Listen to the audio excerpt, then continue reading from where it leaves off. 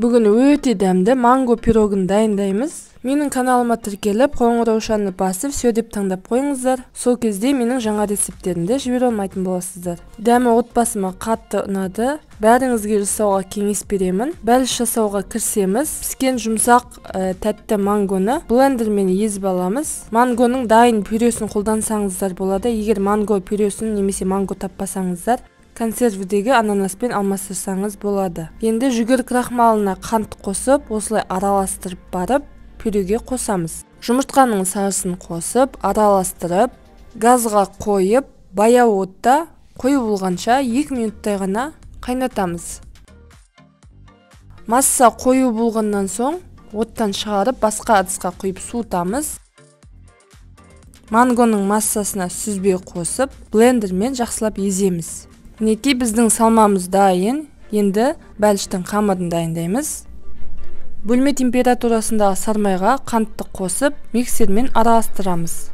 Одан кейін оған сүзбе мен жұмыртқаның сарысын қосып, миксермен тағы араластырамыз. Именно осы қамырға қосатын сүзбеңіз қатты сулы болып отса, марлы немесе ситоға қойып, суын сорықтырып аламыз. Араластырып алғаннан соң, оған жаңғақ, ұн, қопсытқыш және кішкене тұз салып, қолмен жұмсақ қамыр илейміз.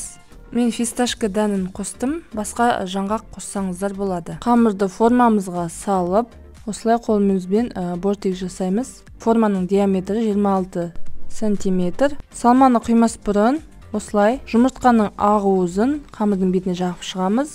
Өткені жемістерді осылай қойып шыққан кезде суы қамырға өтіп кетпеу керек. Салмамызды салып, бетін жақсылап тегістейміз және шетіндегі қамырды қолымызбен басып, біркелкі етіп шығамыз.